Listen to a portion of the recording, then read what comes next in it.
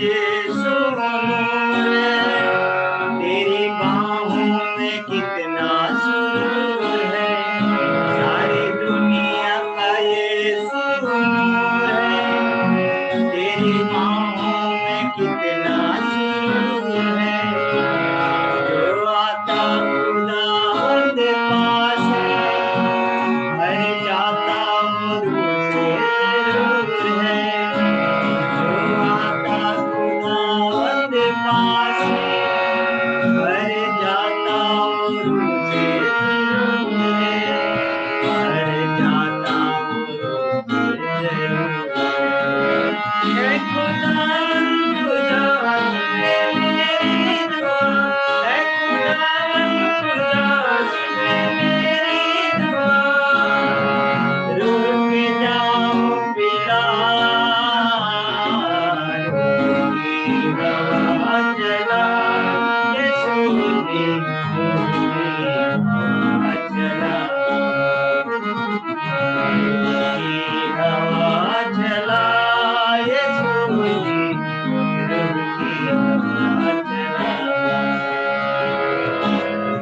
की हवा चला, यीशु की हवा चला। हालेलुया।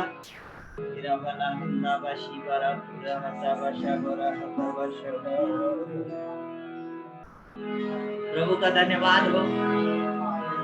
और हम सबको जो मसीह यीशु पर विश्वास लाते हैं, उसने अपनी आत्मा में से देने की प्रतिज्ञा की है, और हम सबको उसकी आत्मा की जरूरत है ताकि हम उसके कलाम को उसकी आत्मा के प्रकाश में सीख सकें। विज्ञान में ऐसा होता है कि कोई वैज्ञानिक अपने जीवन का अनेक वर्ष एक खोज करने में, एक सिद्धांत को ढूंढने में लगाता है, और जब वो सिद्धांत उसे मिल जाता है, वो उसे लिख देता है, और हम उसे पढ़ के 2 घंटे में समझ लेते हैं, या क्लास में जाके टीचर से हम उस सिद्धांत को समझ लेते हैं। लेकिन बाइबल के लिए ऐसा नहीं है। बाइबल के वचनों को यदि हमें समझना है, हमें पवित्र आत्मा की सख्त जरूरत है, और पवित्र आत्मा ही हमें उन बातों को, लिखी हुई बातों को समझा सकता है। हम उसे पढ़कर नहीं समझ सकते। जैसे हम विज्ञान की और भी अन्य भाषाओं की अन्य विषयों को हम समझ लेते हैं, जिसे कई सालों की मेहनत के द्वारा किसी ने बनाया, उसे हम 2 घंटे में समझ लेते हैं, लेकिन पढ़ने के बाद हम उसे समझ लेते हैं। लेकिन वचन के साथ ऐसा नहीं है। वचन को जब हम पवित्र आत्मा हम पर आएगा, वही हमें सिखाएगा, वही यीशु मसीह की बातों में से लेकर हमें बताता है और समझाता है। हम उसे इस तरह से नहीं समझ सकते, लेकिन पवित्र आत्मा जब हमारे अंदर बात करता है, वह परमेश्वर के वचनों से हमसे बात करता है। इसलिए उसका रूह हमें चाहिए, उसका रूह हमारे रग रग में और हमारे नस नस में समा जाना चाहिए। हालेलुया। यही आज हमारी दुआ हो जाए। हालेलुया।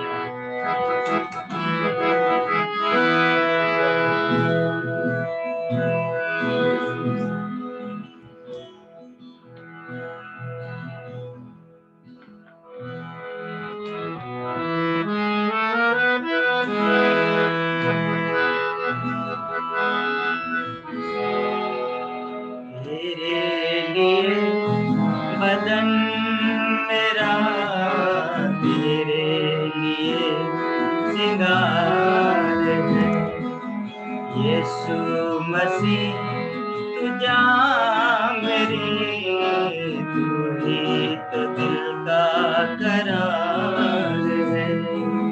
तेरे लिए बदन मेरा तेरे लिए सिंगार है, यीशु मसीह तू जान मेरी, तू ही तो दिल का करार है।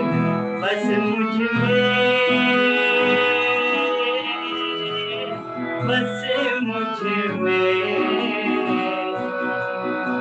तेरा रूह बसे, मेरी रग रग में, मेरे नस नस में, जान बदन में। तेरा रूह बसे मेरी रग रग में, मेरी नस नस में जान बदन में, तेरे लिए बदन मेरा तेरे लिए सिंगार है। यीशु मसीह जा मेरी, तू ही तो दिल का करार है।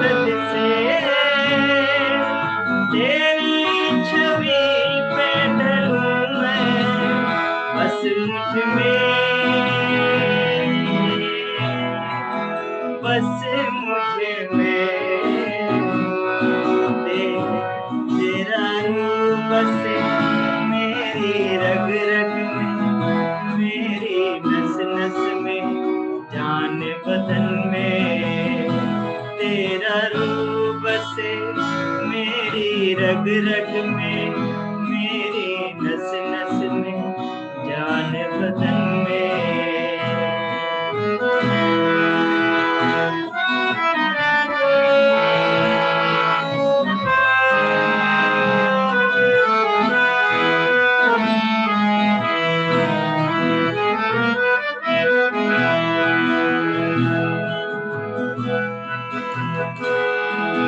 शाम सवेरे हो बातें मीठी मुलाकातें, शाम सवेरे हो बातें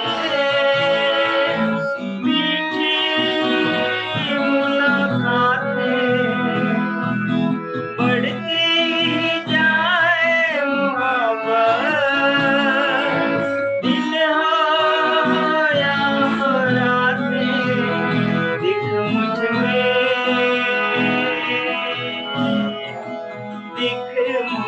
में तेरा रूप दिखे मेरी रग रग में, मेरी नस नस में जान बदन में, तेरा रूप दिखे मेरी रग रग में, मेरी नस नस में जान बदन में, तेरे लिए बदन मेरा तेरे लिए सिंगार है।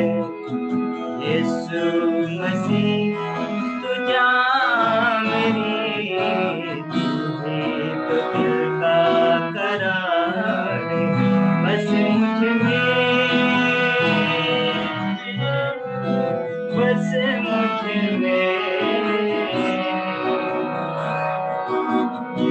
तेरा रूप बस मेरी रग रग में, मेरी नस नस में जान बदन में, तेरा रूप बस मेरी रग रग में, मेरी नस नस में जान बदन में।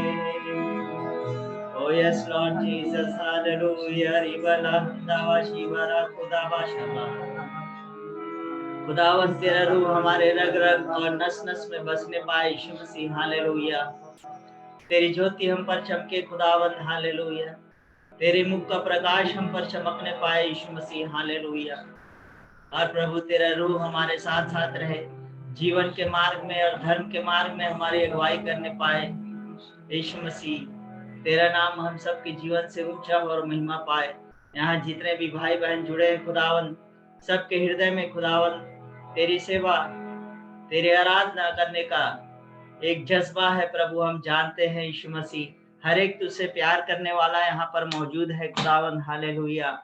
और हर एक तेरे नाम के लिए कुछ न कुछ करना चाहता है प्रेमी परमेश्वर। तो हमारी अगुवाई कर, मदद कर और सहायता कर। आगे के समय को प्रभु हम तेरे हाथों में सौंपते हैं, तो हमारी सहायता करे यीशु मसीह। तेरा धन्यवाद करते सब बातों को, आगे के समय को तेरे हाथों में सौंपते हैं प्रभु परमेश्वर। तुम्हारी मदद और अगुवाई कर प्रभु, और एक अच्छा समय हमें संगति और सहभागिता का दे प्रभु। यीशु मसीह के नाम से मांगते हैं, आमीन। आइए अब हम वचन में से कुछ बातों को सीखेंगे और उसमें से हम वचन की संगति हम करेंगे। यहाँ पर लाइट चली गई है, थोड़ा सा रोशनी कम हो गई है, लेकिन कोई बात नहीं, आपको आवाज सबको आ रही होगी। तो आप थम दिखाएं, आवाज आ रही होगी तो। Yes, praise God, praise God. ठीक है, आगे का समय नीलिमा के लिए है। मेरी पत्नी नीलिमा सोलोमन है, जो परमेश्वर के वचन में से लेकर आपके सामने आएंगी।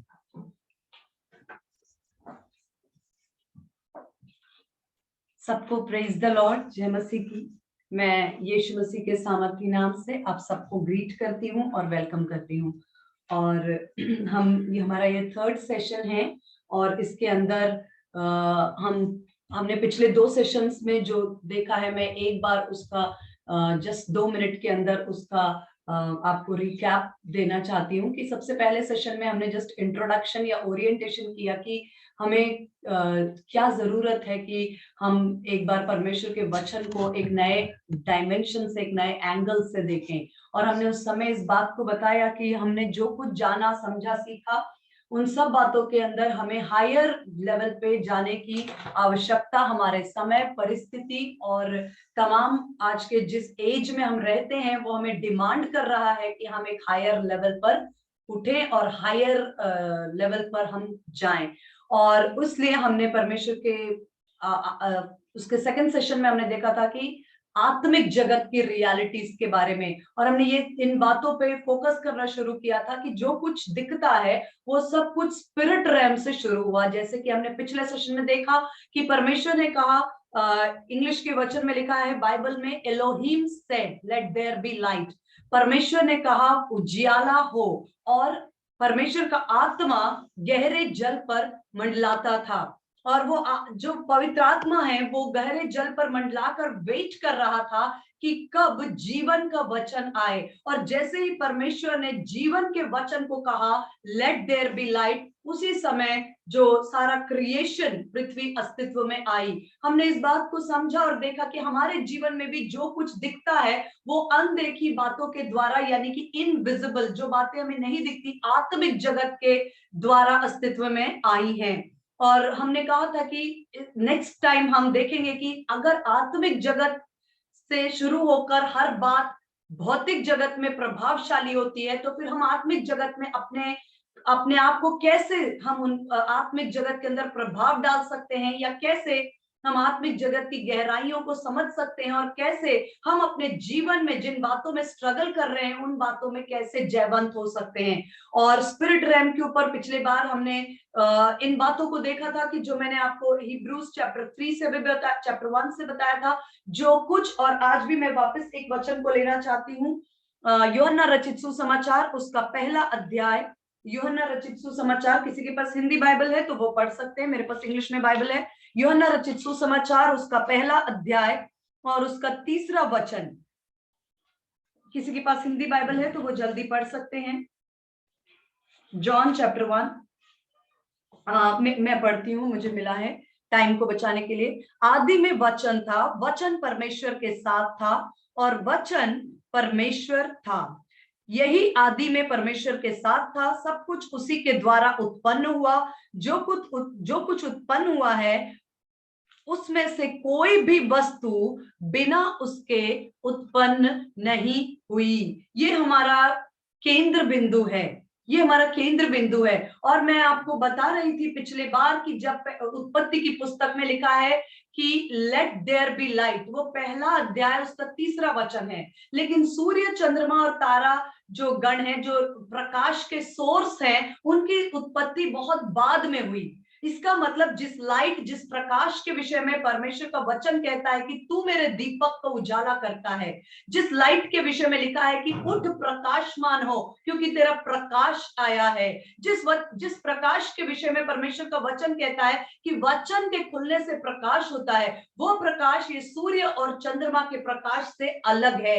वो प्रकाश स्वयं जीवन है। और यूहन्ना रचित सुसमाचार में लिखा है कि सब कुछ उसी के द्वारा उत्पन्न हुआ, उसमें से कोई भी वस्तु बिना उसके उत्पन्न नहीं हुई। उसमें जीवन था और वो जीवन मनुष्यों की ज्योति थी।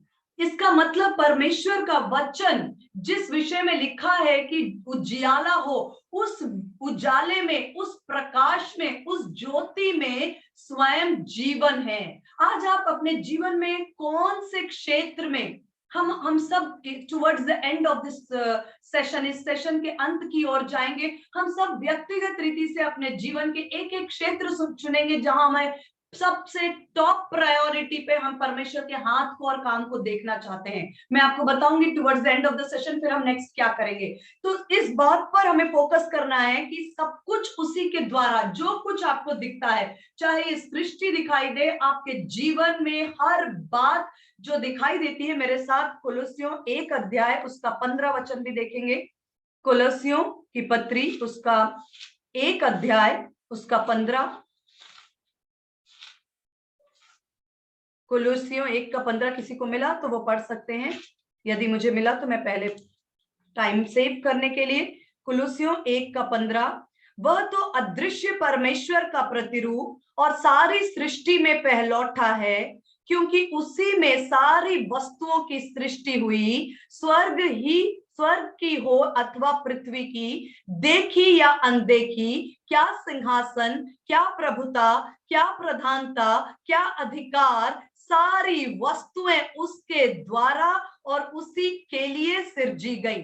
मैं फिर से पढ़ती हूँ। यीशु मसीह के विषय में लिखा है, और आदि में वचन था, वचन यीशु मसीह के विषय में लिखा है, वह तो अदृश्य परमेश्वर का प्रतिरूप, सारी सृष्टि में पहलौठा, क्योंकि उसी में सारी वस्तुएं की सृष्टि हुई, स्वर्ग की हो या पृथ्वी की, देखी अनदेखी, जो कुछ दिखता है, जो कुछ नहीं दिखता, हर बात की सृष्टि का आरंभ परमेश्वर के वचन से, यीशु मसीह के प्रकाश में। और पिछले हफ्ते भी हमने इन बातों को देखा था कि हमें प्रकाश, परमेश्वर के वचन का प्रकाश जो हमारे ज्योति यानी कि हमारे दीपक, जो हमारी आंख, हमारी मन की आंखों को अगर ज्योतिर्मय करती हैं तो हमारे जीवन से धीरे धीरे अंधकार मिटता चला जाता है। जिस क्षेत्र में प्रकाश आ जाएगा उस क्षेत्र में अंधकार मिट जाएगा। जिस क्षेत्र में परमेश्वर के वचन का प्रकाश होगा वहां से अंधकार मिटेगा।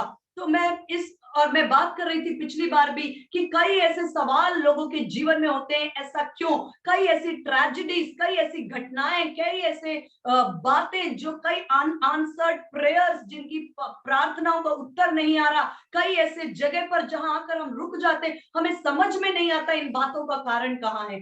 तब हमारा ध्यान जाता है, परमेश्वर का वचन कहता है कि जो कुछ दिखता है वहां से हटकर अपनी आंखों को लगाना है हमें आत्मिक जगत में, जहां से हर एक बात का सृजन होता है। और हमने स्पिरिट रैम के बारे में पिछली बार भी देखा था, और इस बार भी 2 बातें बहुत खास है जो आत्मिक जगत के विषय में है। पहली बात यह है कि आत्मिक जगत में टाइम का डायमेंशन नहीं है। टाइम डायमेंशन यानी कि समय की बात वहां पर, क्योंकि परमेश्वर के वचन में लिखा 1 वर्ष 1000, 1 दिन 1000 वर्ष, या 1000 वर्ष 1 दिन के बराबर है। मतलब ये बातें हम पूरी तरह भले ना समझ पाए, लेकिन इस बात को हमें समझना है कि परमेश्वर ने जितने भी वचन भविष्यवाणी के रूप में कहा कि तुम्हारा उद्धार हो चुका है, तुम्हारे जीवन में चंगाई मिल चुकी है, तुम आशीषित हो चुके हो, तुम्हारी संतान पृथ्वी पर पराक्रमी है, तो धर्मी की संतान पृथ्वी पर प्रभावशाली, ये सारे जो वचन है वो समय की सीमा से बाहर है।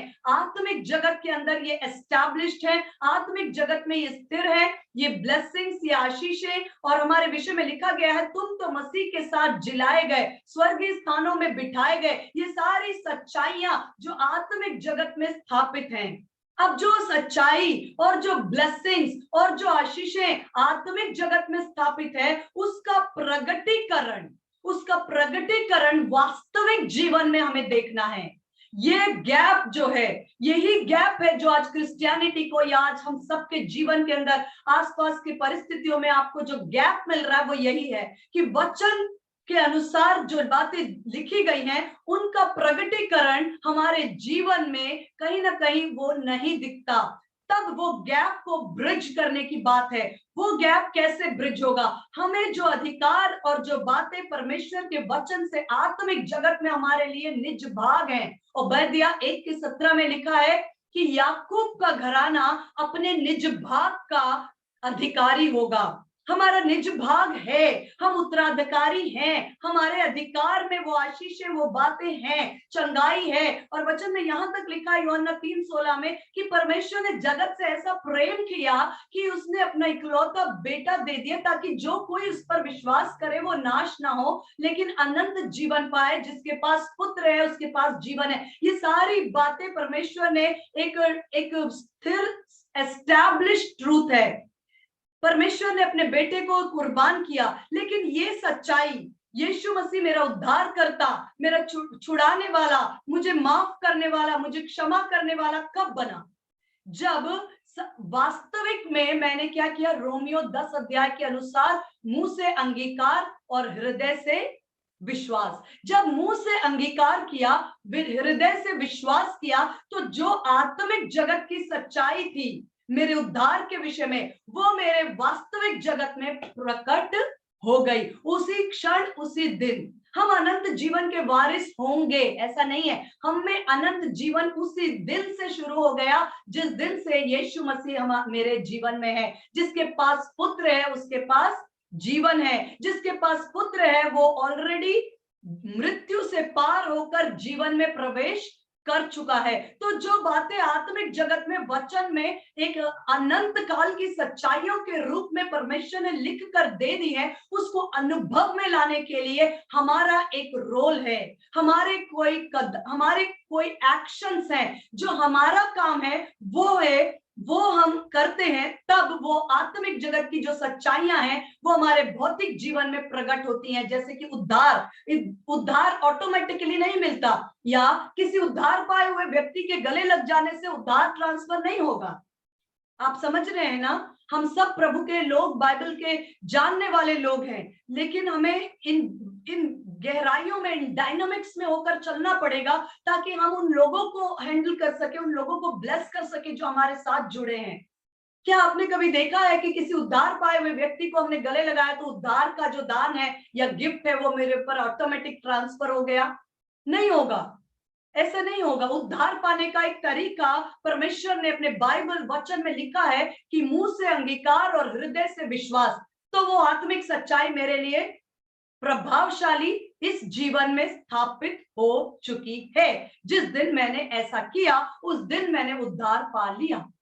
ऐसे ही और सारी बातें भी हैं। मैं बता रही कि आत्मिक जगत में टाइम जो है, वक्त का जो फ्रेम है वो वहां नहीं होता। दूसरा डिस्टेंस।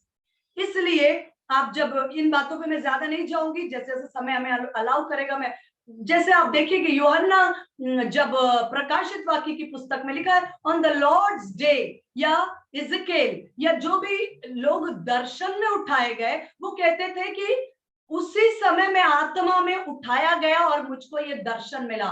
और उसी समय में पौलुस कहता है मैं तीसरे स्वर्ग तक उठाया गया। तो ये उठाया जाना मतलब इसी जगत में रहते हुए आप किसी और जगत के साथ भी कनेक्ट होते हैं, आत्मिक जगत के साथ। तो डिस्टेंस जो है, स्पेस, वो भी आत्मिक जगत के अंदर वो एक बंधन नहीं है।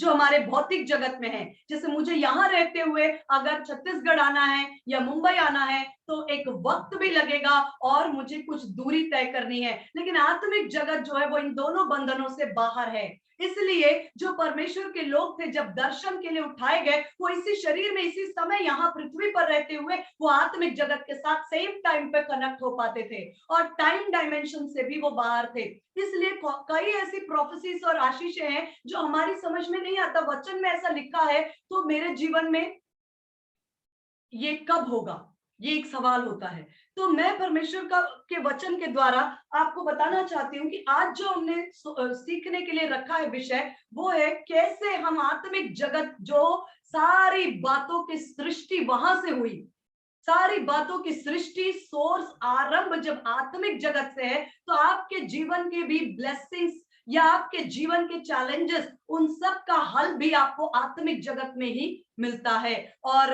आज मैं सुबह प्रचार में बता रही थी दानियल की पुस्तक उसके 2:22 मैं आपके लिए पढ़ूंगी टाइम बचाने के लिए।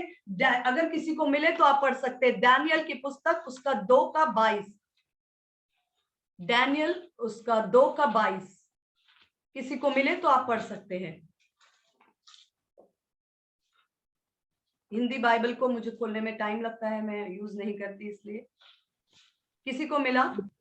वही गुण और गुप्त बातों को प्रकट करता है, वह जानता है कि अंधियारे में क्या है और उसके संग सदा प्रकाश बना रहता है। जी, ये परमेश्वर के विषय में लिखा है कि 2:22 वही क्या करता है, गूढ़ और गुप्त बातों को प्रकट करता है और और वह जानता है कि अंधेरे में क्या है। ये परमेश्वर का आत्मा, परमेश्वर का प्रकाश है, जो गूढ़ बातें हैं, जो हमारे भौतिक आंखों से नहीं दिखती, जो भौतिक आंखों में समझ नहीं आती। इसलिए पौलुस प्रार्थना करता है कि मन की आंखें ज्योतिर्मय हो जाएं, ताकि वो गूढ़ और गुप्त बातें, लिखा है वही गूढ़ और गुप्त बातों को प्रकट करता है। और यिर्मयाह में लिखा है, तू मुझसे मांग, प्रार्थना कर और मैं तुझे बड़ी बड़ी और अद्भुत बातों को बताऊंगा। तू मुझसे मांग और मैं तुझे ऐसे भेद भरी बातों को प्रकट करूंगा जो तेरे जीवन के लिए और तेरे परिवार और तेरे जीवन के मसीही महिमा के लिए जो जरूरी है। लिखा है कि वही गूढ़ और गुप्त बातों को प्रकट करता, वो जानता है कि अंधियारे में क्या है और उसके संग सदा प्रकाश बना रहता है। परमेश्वर के संग सदा प्रकाश बना रहता है। और एक वचन में लिखा है, तेरे प्रकाश में हम प्रकाश देखते हैं। परमेश्वर के मुख के प्रकाश में हमें सारी बातें स्पष्ट और खुला और समझ में आती हैं। तब हम देखते हैं कि अगर परमेश्वर का वचन, जिसके बारे में हम बता रहे हैं, आत्मिक जगत में अगर हमें समझना है कि जो कुछ मेरे भौतिक जीवन में मुझे देखना है, उसकी शुरुआत मुझे कहाँ करनी होगी, आत्मिक जगत में। और आत्मिक जगत में शुरुआत करने के लिए मेरे पास क्या गाइडेंस है, मैं कहां से शुरू करूं, कौन से, जैसे कभी कभी होता है ना कि जैसे लेडीज का जनरली अनुभव होता है कि जब घर, मान लीजिए 2-3 महीनों से घर बंद है और आप आते हैं, उसके बाद आप कहते हैं इतना घर बिखरा हुआ है कि सफाई कहां से शुरू करूं, समझ में नहीं आता। तो कई बार आपको लग सकता है कि मुझे क्या करना चाहिए, मुझे कहां से शुरू करनी है।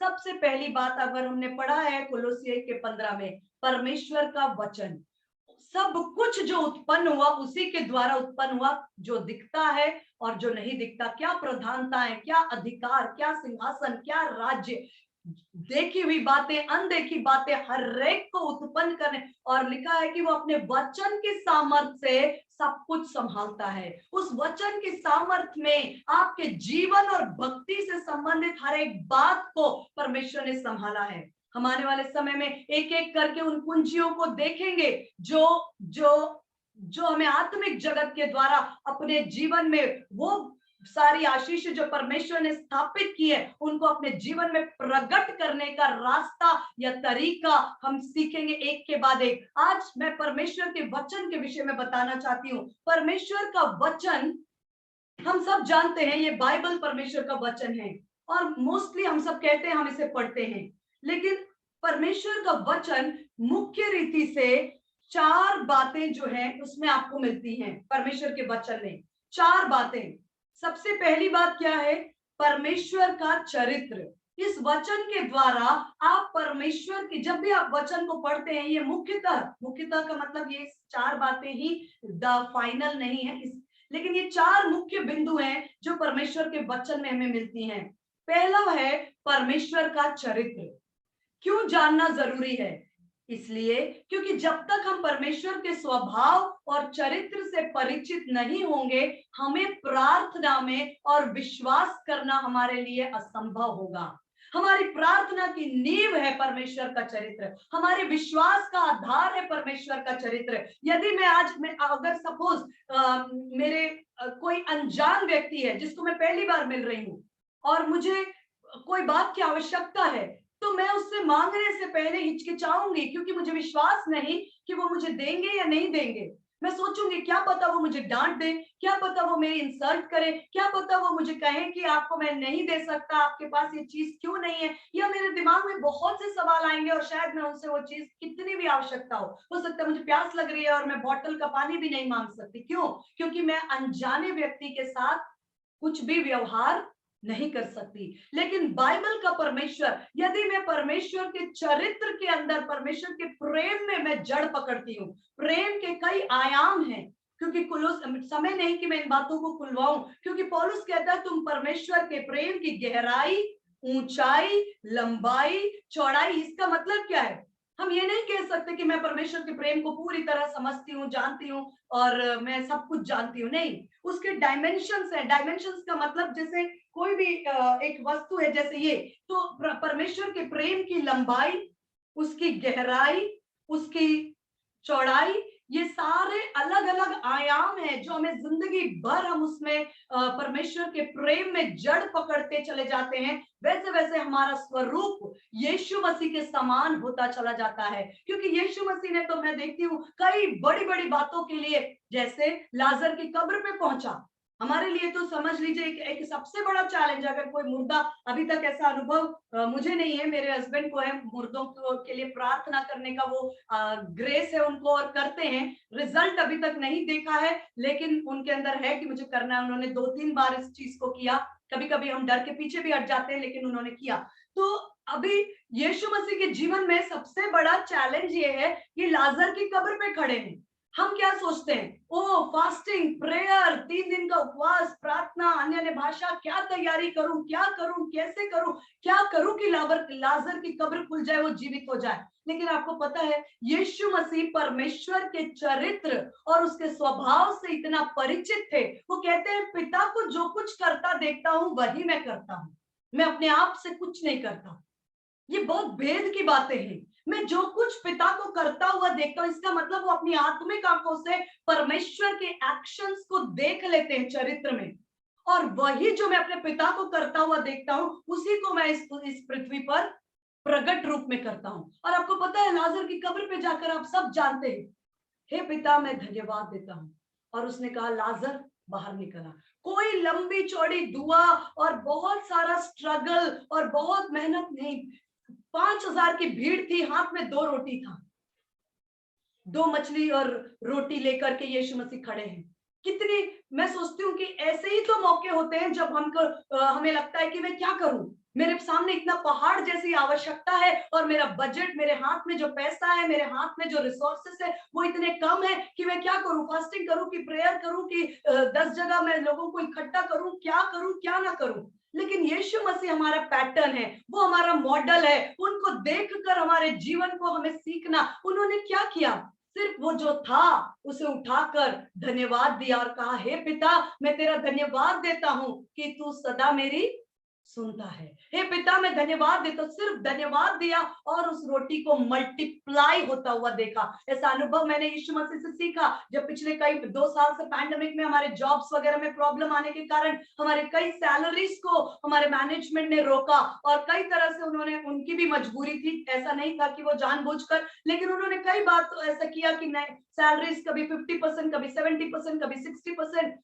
और जब उन्होंने बोला कि हम सिर्फ 70% देंगे, तो सबसे पहले मैंने परमेश्वर का धन्यवाद किया।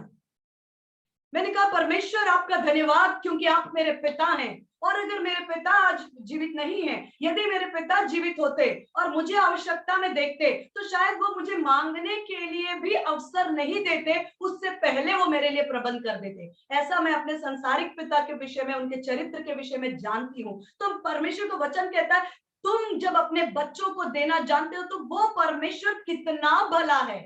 तो ऐसा मैंने कहा परमेश्वर आप तो कितना भला परमेश्वर, आपके प्रेम का मैं एक बूंद भी ना चख सकी, लेकिन आपका प्रेम मेरे जीवन के लिए सामर्थ्य है। ये 70%, 60% ये सबको एक साइड में रखो और परमेश्वर की स्तुति और आराधना, और परमेश्वर आप हम मेरे लिए पर भला है और आपने सब कुछ कर दिया, थैंक्स गिविंग किया, खत्म किया। आज तक इनफ्लो होता रहा लेफ्ट राइट सेंटर से, एक पल के लिए भी परमेश्वर ने उस वचन को गिरने नहीं दिया। परमेश्वर का चरित्र में जड़ पकड़ना, इसलिए लिखा है प्रेम में जड़ पकड़ो। उस प्रेम में एक आयाम नहीं है, उसमें डायमेंशंस हैं, उसका लेंथ है, उसके लेंथ है, ब्रेथ है, चौड़ाई, ऊंचाई, लंबाई, उसमें हमें हर तरह से जड़ पकड़ना है ताकि पौलुस की तरह हम कह सके कौन मुझे मसीह के प्रेम से अलग कर पाएगा। क्या ऊंचाई, क्या चौड़ाई, क्या स्वर्गदूत, क्या तलवार, क्या मृत्यु, क्या भूख, क्या नंगाई, ये सारी लिस्ट से बाहर हमारे जीवन में कोई चैलेंज हो नहीं सकता। इन सब चैलेंजेस में पौलुस कहता मैं जयवंत से भी बढ़कर हूं। ये परमेश्वर का चरित्र है जो मुझे बाइबल से मिलता है कि जिसने अपने इकलौते पुत्र को न रख छोड़ा वरन मेरे लिए, मुझ पापी के लिए, जब मैं पापी थी, ओ धर्मी के लिए तो कोई मरने का हियाव करे, लेकिन जब मैं पापी थी ठीक उसी समय यीशु मसीह स्वर्गों के स्वर्ग को छोड़कर मुझ पापी में क्या देखा, मुझ में उसने क्या देखा, क्या खूबी, क्या भलाई, कुछ भी तो नहीं, लेकिन उसने क्या किया, यीशु मसीह ने मृत्यु से निकालकर जीवन में लेकर आया, पाप से निकालकर आशीषों में लेकर आया, पवित्रता में लेकर आया, और अंधकार से निकालकर ज्योति में लेकर आया। उसने जब हम पापी ही थे ठीक उस समय हमसे प्रेम किया, अब वो हमें और सब कुछ क्यों कर ना देगा, और हमें सब कुछ क्यों करने देगा। ये वचन है जो बाइबल बताती है, और रोमियो में लिखा है जो बातें पहले से लिखी गई हैं ताकि तुम उससे क्या पाओ, हियाव पाओ, रिटन अफोर टाइम फॉर योर कंफर्ट। जब हम चैलेंजेस में होकर गुजरते हैं तो ये वचन है कि पहले से जो लिखा गया, जो मेरे दादा इब्राहिम के साथ हुआ, जो इजहाक के साथ हुआ, अकाल में बोकर 100 गुना उसने काटा, कैसे लाल समुद्र 2 भाग हुआ, कैसे यरदन को पार किया, कैसे यरीहो की दीवारें गिरी, कैसे 2 रोटी 5 मछली से भीड़ को खिलाया, कैसे लाजर की कब्र खुदी, ये सारी बातें जो पहले से वचन में लिखी है वो किस लिए, ताकि मैं कठिन समय में इन बातों को पढ़ने के द्वारा जड़ पकड़ लूं। ये मेरे परमेश्वर का चरित्र है जो मेरे परमेश्वर के वचन में उसने जाहिर किया। यीशु मसीह परमेश्वर का brightness of his image and express image of his glory. यीशु मसीह परमेश्वर का प्रगटीकरण है। जब यीशु ने भूखों को खिलाया, उसने ये बताने के लिए नहीं कि मैं सुपरमैन हूं, उसने ये बताने के लिए खिलाया कि तेरा पिता खुश नहीं है यदि तू भूखा है, तेरा पिता खुश नहीं है, तेरा पिता इस बात में आनंदित है कि तू तृप्त हो। जब उसने मुर्दों को झिलाया, जब उसने कोढ़ियों को शुद्ध किया, जब उसने बीमारों को चंगा किया, उसने इस बात को बताया कि ये मेरे पिता का हृदय है। मैं जो कुछ पिता को करता देखता हूं वही तो करता हूं। मेरा पिता तुम्हें चाहता है कि तुम चंगे रहो, तुम भले रहो, तुम तृप्त रहो, तुम्हारे आंसू न बहे, ये मेरे पिता चाहता है। उसने पिता के हृदय को, ये बाइबल परमेश्वर का वचन हमें बताती है। दूसरी महत्वपूर्ण बात जो परमेश्वर के वचन से हमें मिलती है वो है परमेश्वर के प्रॉमिस, परमेश्वर के वायदे। ये बहुत ही महत्वपूर्ण बात है, परमेश्वर के वायदे। परमेश्वर हमें क्या चाहिए, हमारी इच्छाओं को पूरा नहीं करते।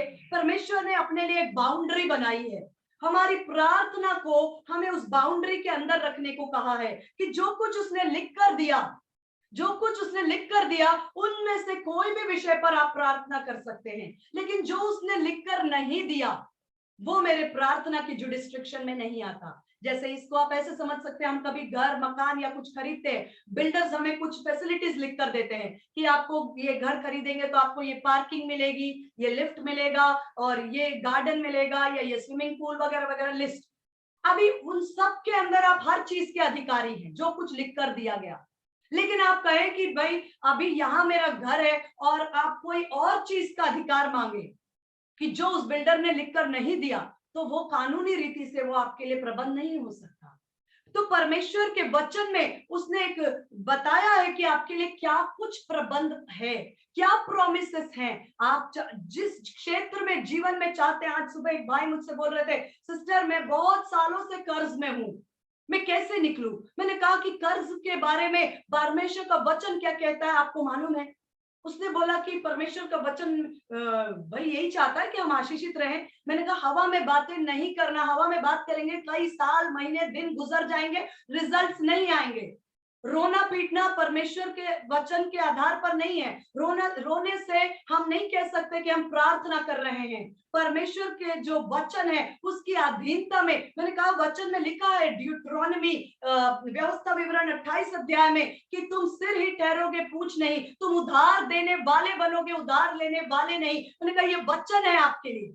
ऐसे कई वचन हैं, इन वचनों को पवित्र आत्मा के द्वारा सींचो, क्योंकि जब वचन और पवित्र आत्मा हमारे जीवन पर मंडरा रहा है, वेट कर रहा है, जिस समय परमेश्वर का वचन को हम परमेश्वर की आत्मा के साथ प्रार्थना की वेदी पर मिलने का, यूनियन का अवसर देते हैं, जब प्रार्थना की वेदी पर परमेश्वर का वचन और परमेश्वर के आत्मा मेरी आत्मा से निकलने के द्वारा मुलाकात करती है, वहां उजियाला होता है, वहां अंधकार मिटता है, बेडौल खत्म होता है, सुनसानपन खत्म होता है, गार्डन ऑफ ईडन की शुरुआत होती है।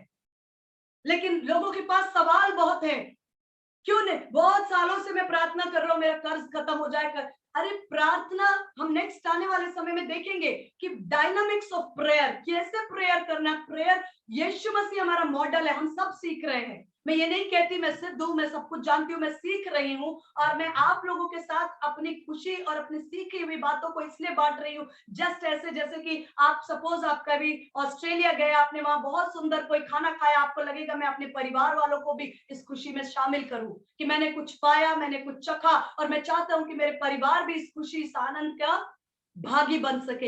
इसी मनसा से मैं आप सबके साथ बहुत ही हम्बलनेस के साथ और आप सबको बहुत आदर और सम्मान देते हुए इन बातों को बांट रही हूँ कि यीशु मसीह ने पैटर्न सिखाया, वो हम आज नहीं लेंगे विषय प्रार्थना के विषय, आज सिर्फ वचन पर बात कर रही हूँ। पहली बात जो परमेश्वर के वचन में जब आप बाइबल खोलें, आप जो भी कुछ पढ़ते हैं, आपको वहां से परमेश्वर का स्वभाव, क्योंकि ये स्वभाव को न जानना ही शत्रु को अवसर देता है। हमारी अज्ञानता शत्रु को अवसर देती है कि वो हमारे मनों में जब आने वाले, जब दुख का समय, कठिन समय, मुझे एक बार किसी ने बोला, जब मेरी मम्मी का डेथ हो रहा था उस समय पर, कि शत्रु इस बात को देख रहा है कि आपके अंदर इतनी कड़वाहट भर जाए परमेश्वर के प्रति। मैंने कहा कभी नहीं हो सकता, मैं कभी नहीं हो सकता, क्योंकि जिसने मेरे लिए अपने जीवन को कुर्बान कर दिया क्रूस पर 2000 साल पहले, वो भला है। इवन अगर मेरी मम्मी प्रभु के पास है, वो बेस्ट प्लेस पर है, वो सबसे उत्तम स्थान में है। हम उन्हें वो खुशी, वो आनंद, वो सुरक्षा दे ही नहीं सकते जो परमेश्वर की हुजूरी में आज वो आनंद से वहां पर आनंदित है। कड़वाहट परमेश्वर के विषय में आने का सवाल ही नहीं है, क्योंकि मेरा हृदय परमेश्वर के प्रेम में जड़ पकड़ते जा रहा है। इसलिए हम वो घर हैं जो चट्टान पर बने हैं, आंधी भी आए, तूफान भी आए, लेकिन हम न गिरेंगे, न डिगेंगे, न हिलेंगे। लेकिन वो घर जिसने रेत पर बनाया, जिसने सिर्फ आशीषों पर घर बनाया, मुझे बीवी मिल जाए, टीवी मिल जाए, ये मिल जाए, वो मिल जाए, तब तो तू मेरा खुदा है, और एक चीज प्रेयर पूरी नहीं हुई तो परमेश्वर तू कहाँ है। ऐसा घर शत्रु देख रहा है कि कौन सी आंधी, कौन सी तूफान, कौन से ऐसा मैं इस पे टक्कर लगाऊं कि ये चकनाचूर हो जाए, ये गिर जाए, ये घर बिखर जाए। आइए हम परमेश्वर के अनुग्रह को मांगे कि हम अपने घर को उस चट्टान पर बनाएं, वचन रूपी चट्टान यीशु मसीह। परमेश्वर का चरित्र परमेश्वर के वचन में मिलता है, परमेश्वर की प्रॉमिसेस। क्या किस क्षेत्र में आप चाहते हैं कि परमेश्वर आपके जीवन में काम करे, हम स्पिरिचुअल लेजीनेस में चले जाते हैं। हम सोचते हैं कि सबसे आसान तरीका है कि कोई भी समस्या आए तो हम कहें कि जीसस कॉल्स में या प्रेयर टावर में फोन कर दो और वो लोग हमारे लिए 24 घंटे लिख के देते हैं। वो लोग 24/7 हम प्रेयर करते हैं, तो बढ़िया है ना। वो 24/7 प्रेयर करते हैं, तो अपन 24/7 आराम करेंगे, सोएंगे, खाएंगे, पिएंगे, हमारे बदले वो प्रेयर करेंगे। हमें ऐसे इस समय हमें परमेश्वर हमसे ऐसी उम्मीद नहीं रखते कि जो समय है अब तक तुम्हें क्या होना चाहिए, सिद्धता की ओर बढ़ना है। और परमेश्वर का वचन कहता है कि आज हमें क्या कर चाहिए उस क्षेत्र में। आज हमारे पास इंटरनेट है, बहुत सारी सुविधाएं हैं। आप सिर्फ एक टॉपिक डालिए, सपोज आप जानना चाहते हैं कि मैं कैसे उन्नति करूं, लिफ्टिंग पर बाइबल के तमाम वचन निकल के आ जाएंगे, 10-20। उनमें से कोई 5 वचन, कोई 2 वचन, कोई 3 जो आपके हृदय को छूते हैं, उनको इकट्ठा करिए और उनको प्रार्थना की वेदी पर रखिए। पवित्र आत्मा के हुजूरी में, पवित्र आत्मा के अन्य भाषा के द्वारा, पवित्र आत्मा की सहायता से प्रार्थना की वेदी पर उस वचन को और प्रार्थना की वेदी पर उस आत्मा को एक साथ होने के लिए अनुग्रह दीजिए। और वचन में इब्रानियों में लिखा है, through faith and through patience, faith and patience. प्रार्थना के प्रतिदिन आपके मन में सवाल आएगा, क्या ये प्रार्थना पूरी होगी? हो सकता है ये प्रार्थना पूरी नहीं होगी, हो गया 1 हफ्ता, हो गया 1 महीना। फेथ एंड पेशेंस, इब्रानियों 6 अध्याय में लिखा है, फेथ एंड पेशेंस के द्वारा उन्होंने अपने प्रॉमिसेस को इनहेरिट किया। जब आप फेथ रखते हैं, पेशेंस रखते हैं, परमेश्वर के वचन को थाम कर रखते हैं और परमेश्वर के वचन को पवित्र आत्मा के जीवन की जल की नदियों से सींचते सींचते सींचते वचन देहधारी होता है। कौन सा क्षेत्र है जहां आप वचन को देहधारी होता हुआ देखना चाहते हैं? जिस तरह मरियम को नहीं मालूम कि यीशु मसीह उसके गर्भ में कैसे आया, ये मत पूछना कि सिस्टर ये वचन कैसे मेरे जॉब को लेकर आएगा, कैसे मेरे कर्ज को खत्म करेगा, ये वचन कैसे मेरे बच्चों को सद्बुद्धि देगा, कैसे मेरे फाइनेंसेस को उठाएगा, कैसे, ये मत पूछो। क्योंकि मरियम भी नहीं जानती थी कि कैसे वो यीशु मसीह को उसने अपने गर्भ में रिसीव किया, लेकिन वचन देहधारी हुआ। आपके लिए भी वो वचन, ओ परमेश्वर के वचन में से निकालिए, प्रॉमिसेस में से। प्रभु क्या प्रॉमिस है मेरे इस विषय पर, मेरे इस विषय पर, मेरे संतान के विषय में कौन सी प्रॉमिसेस हैं? मुझे अच्छा लगता है, मेरे भाई ने मुझे एक वचन दिया, तब से मैं उस वचन को याद करती हूँ। उसने वचन दिया कि I and my children whom the Lord have given me shall be for a sign and a wonder। उसने कहा मैंने इस वचन को प्रतिदिन, और शायद बेटे को भी सिखाया। तो वो वचन, परमेश्वर के वचन में क्या लिखा है आपके लिए उस विषय पर, थोड़ी मेहनत, थोड़ा एक्सरसाइज, थोड़ा हमें करना है, बैठना है, ताकि हम अपने जीवन में उस ट्रांसफॉर्मेशन को देख सकें। आज मेरा समय यहाँ खत्म होता है। मैं और 2 बातों को परमेश्वर के वचन के विषय में बताऊंगी, वो बहुत ही इंपॉर्टेंट है। वो है प्रोफेसी और principles of God, principles of God. क्योंकि जब यीशु मसीह का सुसमाचार आया, वो सुसमाचार गॉस्पल, उसके 2 आयाम थे, 2 क्षेत्र पर काम किया। एक हमारे हृदयों पर, दूसरा संसार के अलग अलग क्षेत्रों पर। हृदयों में जब वो राज किया, जो मिशनरीज आए, उन्होंने कहा सुसमाचार, यीशु प्रेम करता, परमेश्वर प्रेम करता, हमने उद्धार पाया, यीशु मसीह को ग्रहण किया। वो हार्ट में काम हुआ, हार्ट के थ्रू लाइफ में काम हुआ, और वो हमारे जीवन में अनंत जीवन लेकर आया। लेकिन यीशु मसीह मार्ग, सत्य और जीवन है। मार्ग भी है, मेथडोलॉजी, प्रिंसिपल्स। परमेश्वर के वचन में उन्नति के प्रिंसिपल्स हैं, फेवर के प्रिंसिपल्स है, ओ फाइनेंस के प्रिंसिपल्स हैं, अच्छे पारिवारिक जीवन के प्रिंसिपल्स दिए हैं, पर बच्चों को किस रीति से सिखाना और ट्रेन करना है उसके प्रिंसिपल्स दिए हैं। आज मेहनत करने वाले लोग जो वचन के साथ मेहनत करते हैं और करेंगे, वो रिजल्ट्स को देखेंगे अपने परिवार में, व्यक्तिगत जीवन में, और अपने बिजनेस में, अपने जॉब में, अपने आसपास के जगह पर, और अपने जितना आपका दायरा परमेश्वर बढ़ाता जाएगा, आप उस प्रभाव को देखेंगे। परमेश्वर ने क्या लिखा है वचन में। आज हम लोग, आज से 50 साल पहले इतनी सुविधा नहीं थी। आज आपको कौन से विषय पे सीखना है, आप गूगल पर डालिए और उसके विषय में परमेश्वर का वचन आएगा, 10-20 तो उसमें से कोई वचन होंगे 2, 3, 4 जो आपके हृदय को छुएंगे, उन वचनों को ले लीजिए। मुझे एक बहन ने एक सुंदर वचन दिया था, मैंने उसको अपने व्हाइट बोर्ड पर लिख दिया। ऑन एंड ऑफ मैं उस वचन को बोलती रहती हूँ, देखकर अपने व्हाइट बोर्ड पर मैंने लिख दिया। मेरे घर में जो व्हाइट बोर्ड है, वचन को आप प्रार्थना की वेदी पर पवित्र आत्मा के जीवन के जल से सींचने के द्वारा अपने रिजल्ट्स की मैनिफेस्टेशन को, जो परमेश्वर ने आत्मिक जगत में स्थापित किया है, उसको भौतिक जगत में प्रकट करने के लिए आप कर सकते हैं। क्यों? क्योंकि आपके पास वो डुअल पर्सनैलिटी है। डुअल मतलब इस शरीर में हम शारीरिक भी हैं और आत्मिक भी हैं। इस शरीर में हमारा शरीर पवित्र आत्मा का मंदिर है। हम पृथ्वी पर भी एक्टिव हो सकते हैं, हम आत्मिक जगत से भी कनेक्ट हो सकते हैं। हमारा शरीर पवित्र आत्मा का मंदिर है, हम पृथ्वी पर भी प्रभावशाली हो सकते हैं, हम आत्मिक जगत से भी बातों को लेकर इधर स्थापित करते हैं, क्योंकि हम है वो कनेक्टिंग एजेंट, हम है वो ब्रिज जो आत्मिक जगत को इस भौतिक जगत से कनेक्ट करते हैं। और जब कनेक्शन में कोई प्रॉब्लम आता है तब करंट फ्लो नहीं करता। जब कनेक्शन में बीच में, जैसे पानी का टैप में बीच में कुछ जाम हो जाए ना, तब वो फ्लो रुक जाता है। अगर कहीं फ्लो रुक रहा है तो हमें देखना है कि आत्मिक जगत से जो सच्चाइयां हैं वो मेरे भौतिक जगत में मुझे कैसे ट्रांसपोर्ट करना है, क्योंकि मैं ही हूं। इस समय आप हैं, आप में से प्रत्येक जो पवित्र आत्मा का मंदिर है, पवित्र आत्मा की छाप उद्धार के समय परमेश्वर ने आपको दे दी है। आप हैं जो आज भौतिक जगत में भी चल सकते हैं, आत्मिक जगत में भी प्रभावशाली। वहां से यहाँ का कनेक्शन आप है और वहां से बातों को लेकर यहाँ स्थापित करने की जिम्मेदारी आपकी है, अपने लिए, अपने परिवार के लिए, अपने समाज के लिए, अपने चर्च के लिए, अपने लोगों के लिए। आज लोग आपकी ओर देख रहे हैं कि आप जब तैयार हो जाएंगे, आप इक्विप हो जाएंगे, आप योद्धा बन जाएंगे, आप सफल बन जाएंगे, जैसे जैसे आप स्थिर होते चले जाएंगे, वो सारे लोग जिनकी जिंदगियां आपसे जुड़ी हैं, वो आपका इंतजार कर रहे हैं कि कब आप एक नए लेवल पर जाए, कब आप एक नए आयाम को टच करें, और आप जब उन सच्चाइयों को उनके जीवन में ट्रांसपोर्ट करेंगे तब वो उठेंगे। हर एक के जीवन के लिए परमेश्वर ने कुछ दायरा, कुछ लोगों को ठहराया है जो आप ही के द्वारा उद्धार, आशीष और उन्नति पाएंगे।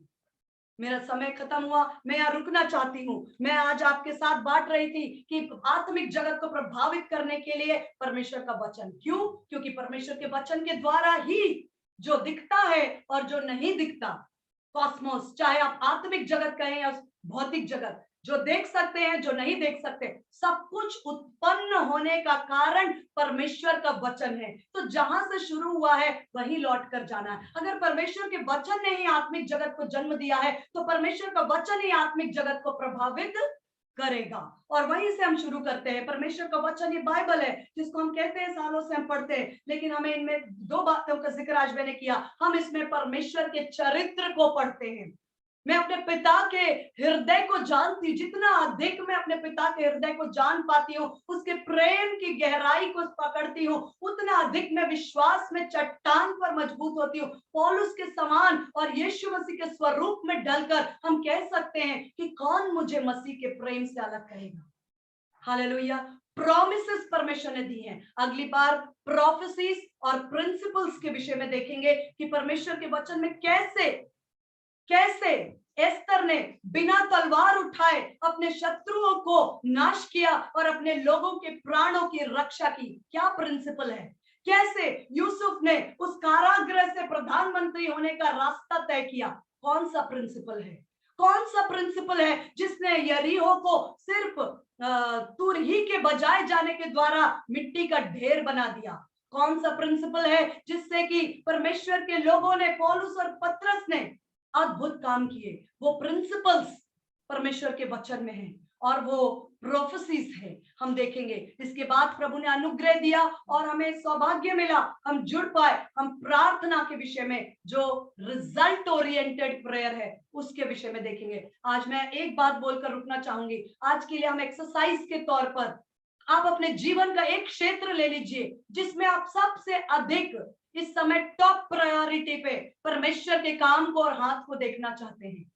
हम सबके जीवन में ये अलग अलग होगा। एक डायरी ले लीजिए, शायद वही डायरी जिसमें आप ये वचन भी नोट करते होंगे। उस डायरी पे लिखिए आज की डेट डालकर कि ये विषय है जहां मुझे परमेश्वर के काम को देखना है, टॉप प्रायोरिटी। ऐसे तो हमारी प्रार्थना की लिस्ट लंबी हो सकती है, लेकिन जो सबसे अधिक जहां आप देखना चाहते हैं, उस विषय से जुड़े हुए कम से कम 5 या ज्यादा, आपको जितने आपकी श्रद्धा और जितना आप कर सकते हैं उतने वचन परमेश्वर के वचन में से आप ढूंढ कर निकालिए। अगर आपको कोई किसी को हेल्प चाहिए, आप मुझे टेक्स्ट कर सकते हैं, मैं आपको कुछ वचनों को निकाल कर उनको भेजने की हेल्प कर सकती हूँ। और उन वचनों को आप डायरी पर लिखिए और प्रतिदिन प्रार्थना की वेदी पर उन वचनों को पवित्र आत्मा के जीवन की जल की नदियों से सींचे।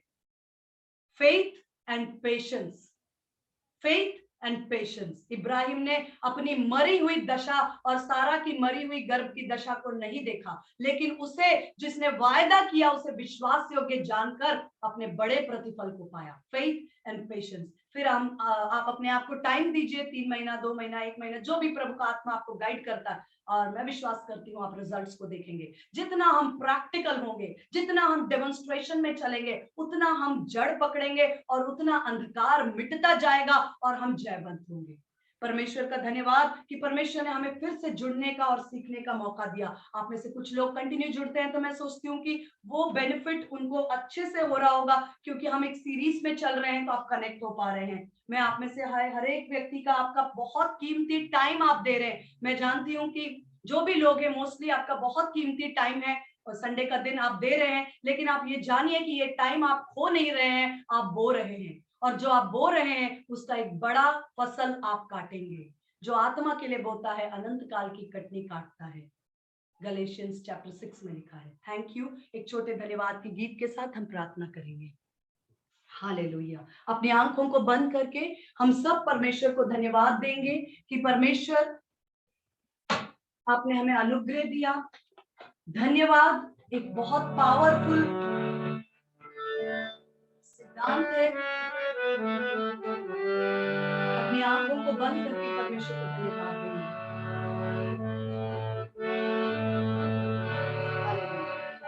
धन्यवाद प्रभु तेरा, तूने इतना दिया है। धन्यवाद प्रभु तेरा, तूने इतना दिया है। आशीष इतनी हमें दी, जग को प्यार किया है। प्रभु हमको प्यार किया है। तो धन्यवाद प्रभु तेरा, तूने इतना दिया है।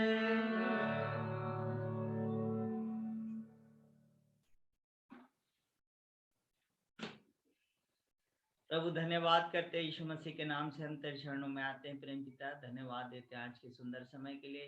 तेरे वचनों में से सीखने का अवसर तूने दिया प्रभु, और तेरा वचन सामर्थी है खुदावन। एक आग है प्रभु, एक तलवार है यीशु मसीह, हालेलुया, जिससे शैतान की हर एक युक्तियों को हम काट सकते हैं, टुकड़े टुकड़े कर सकते हैं। प्रेम पिता परमेश्वर, तो अपने वचन को प्रभु तेरा आत्मा हमें याद दिलाए प्रेम पिता परमेश्वर, और जीवन के किन परिस्थितियों में कैसे वचनों को प्रभु हम इस्तेमाल करें, तो हमें बुद्धि दे, समझ दे यीशु मसीह, कि हम एक जयवंत जीवन को जीने पाए। तेरा धन्यवाद करते सब लोगों को प्रभु तो आशीषित कर, जितने लोग आज यहाँ पर जुड़े हैं खुदावन, हर एक तेरी सेवा करने पाए, जो जहाँ जिसको जिस स्थान पर तूने रखा प्रभु, तेरे नाम को प्रभु उनके जीवन के द्वारा महिमा मिलने पाए। यीशु के नाम से मांगते हैं, आमीन। प्रेज द लॉर्ड सबको।